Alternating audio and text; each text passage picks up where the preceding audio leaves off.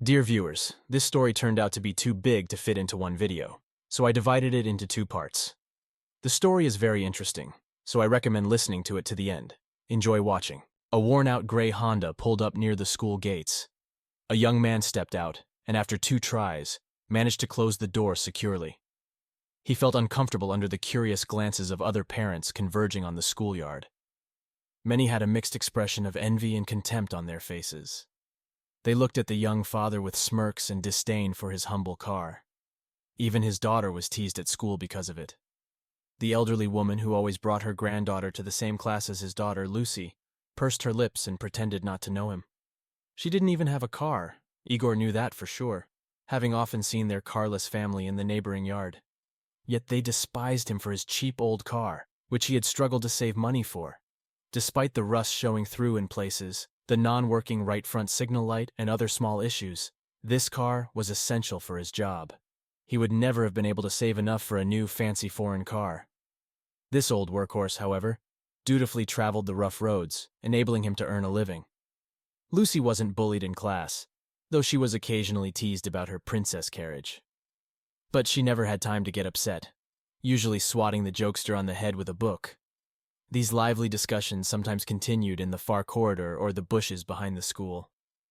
By now her classmates had learned that mocking Lucy's dad's car was bad for their teeth, buttons, and behavior grades. So they silently accepted Igor's clunker. However, the parents allowed themselves disapproving, mocking looks and snide remarks behind his back.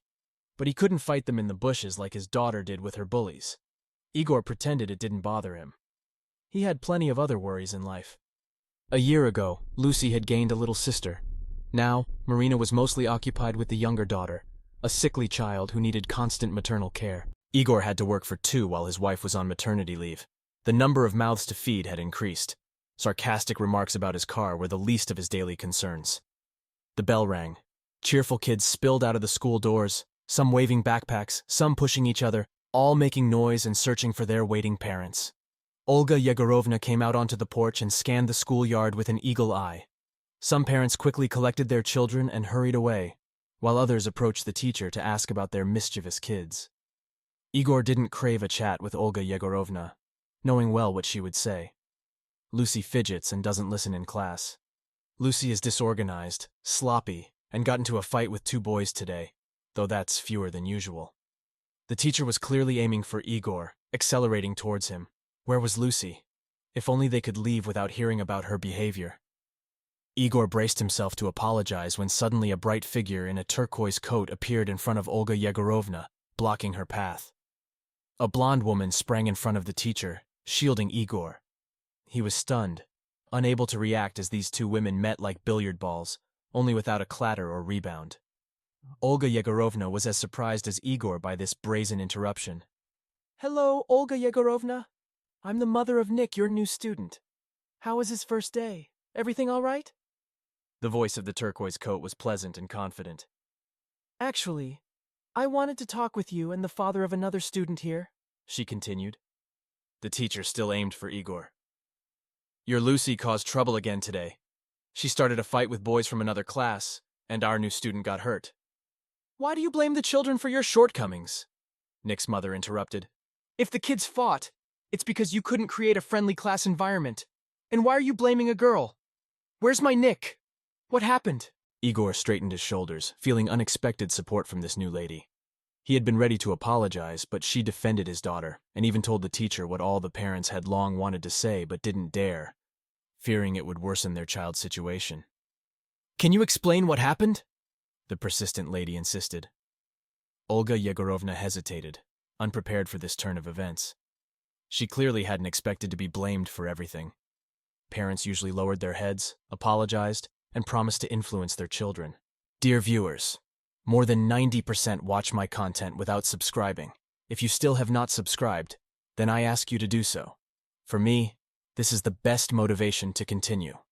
This lady questioned almost the entire teaching process, and these thoughts were evident on the teacher's stunned face.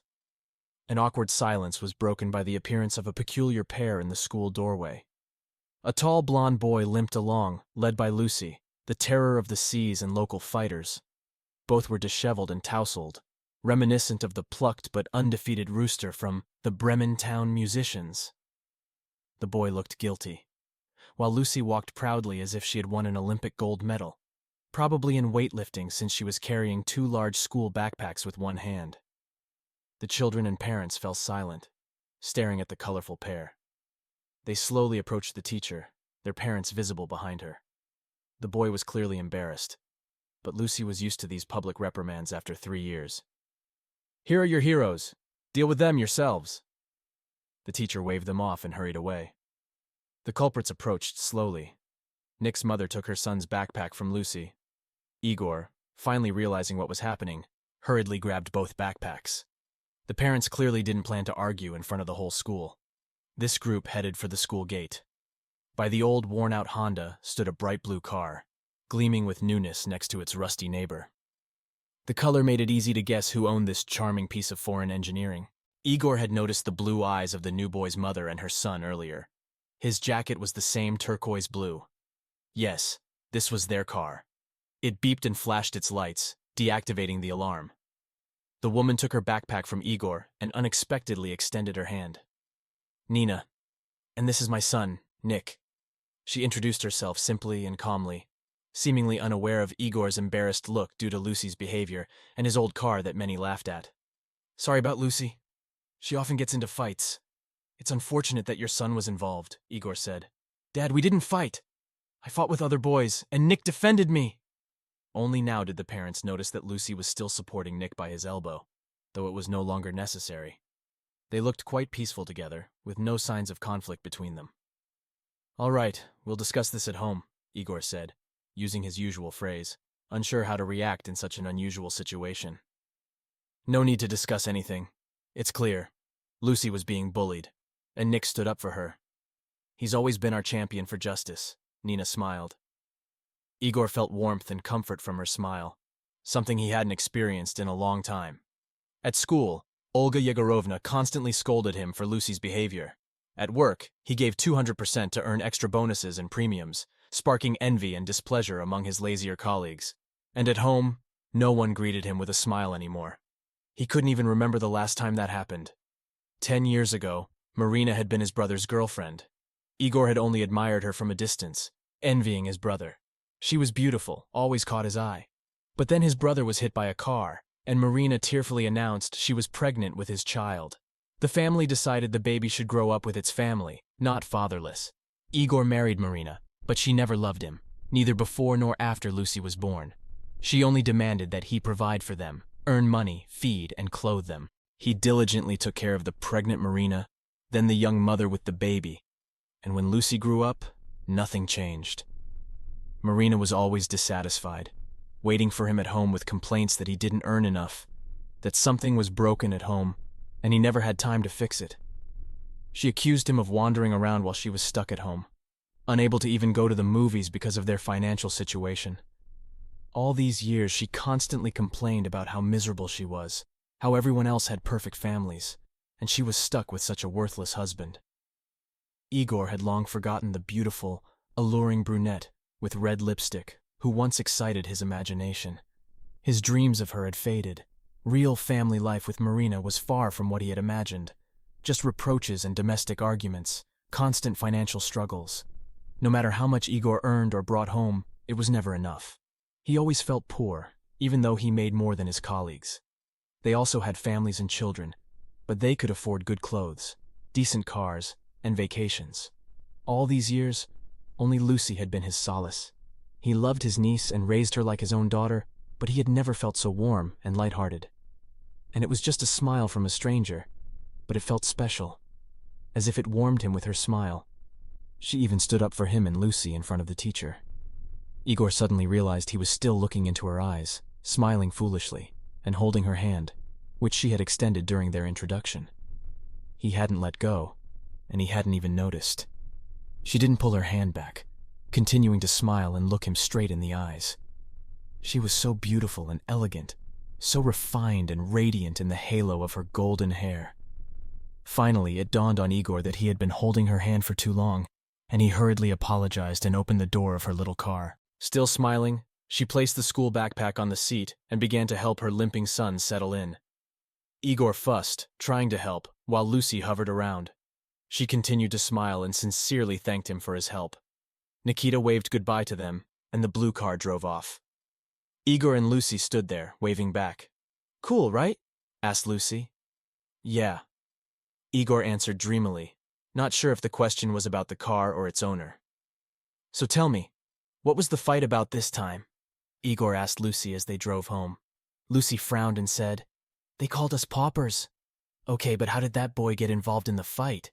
"I don't know. I didn't notice. They just hit him hard on the leg. He'll probably have a big bruise."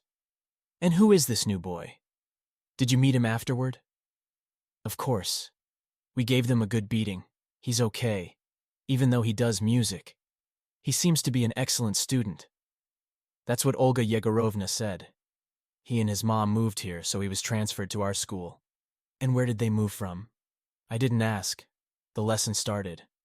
"Well, and what happened in class? What did you get today?" "Nothing special. I got a good mark for my math homework from last time, and there's a note in the diary about the fight." Lucy concluded her day sadly. She knew her mother would scold her again, scold her father for raising her poorly. Her little sister would be cranky and cry, and her mother would take out her frustration on her father. And of course, Lucy might get scolded for the fight too. She sighed heavily. The car pulled into the yard and parked in its usual spot, opposite the entrance. Lucy reluctantly got out of the car and slowly pulled out her school backpack. She really didn't want to go home.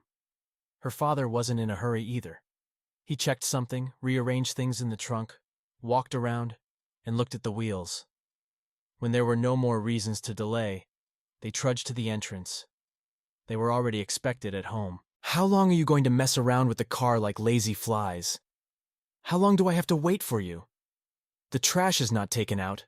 There are plenty of chores at home, and they are out there walking around, idling."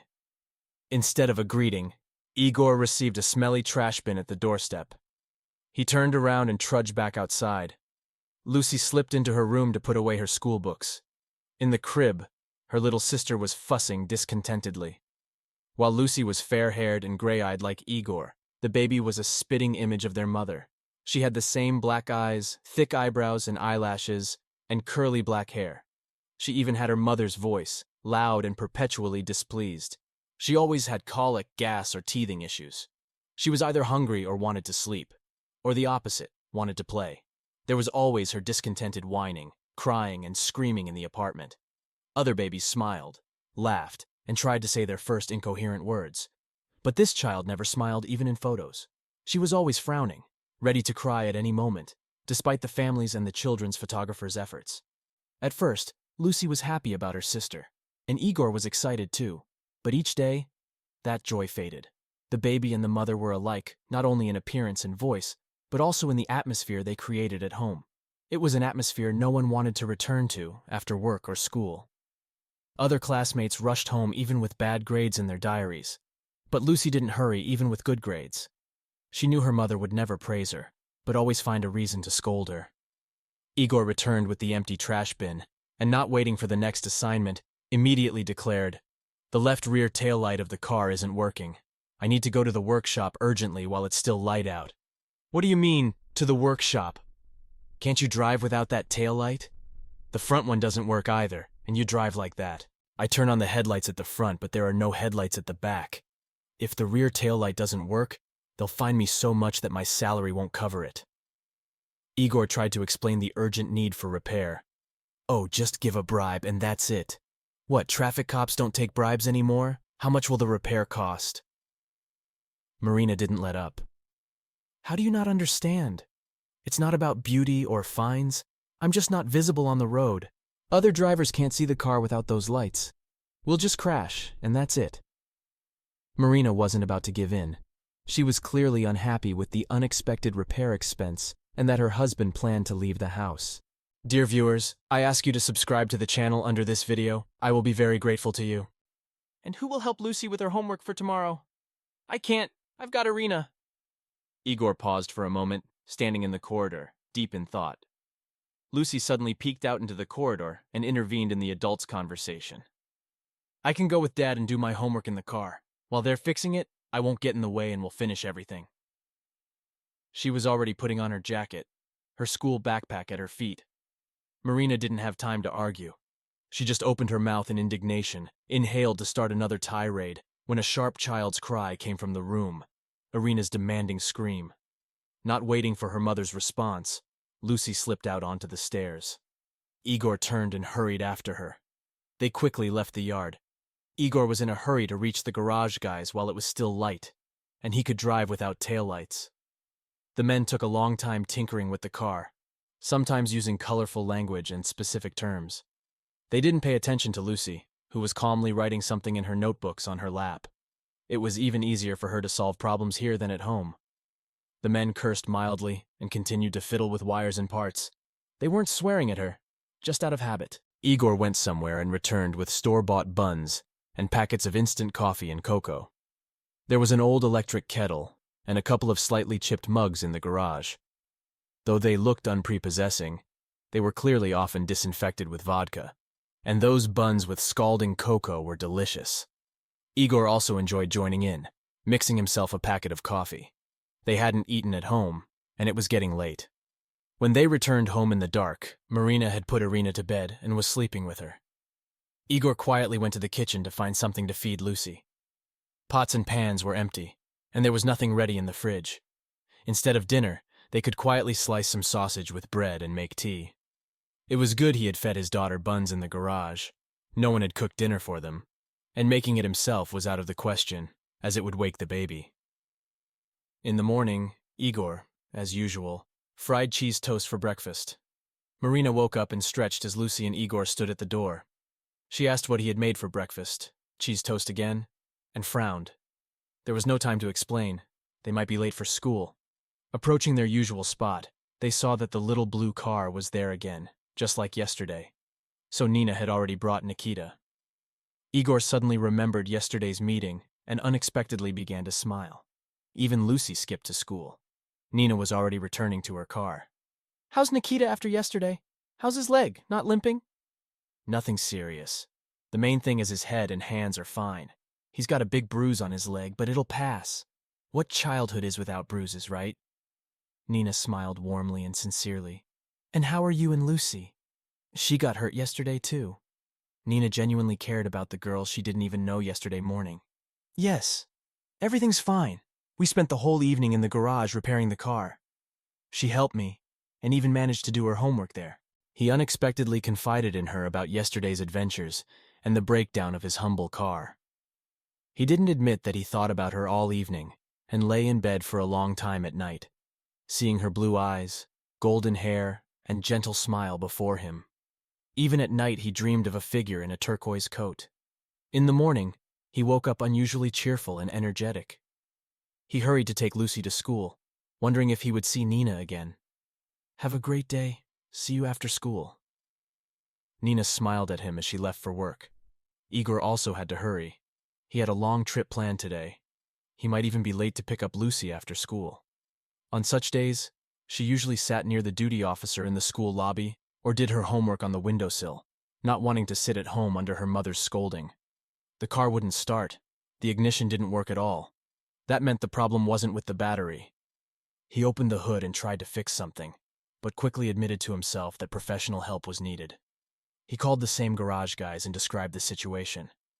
In 20 minutes, they were towing his car to the garage for repairs. They needed to go to the auto market for parts. Ivanovich drove Igor home in an old Zhiguli to get money. He went up to his floor and quietly opened the door.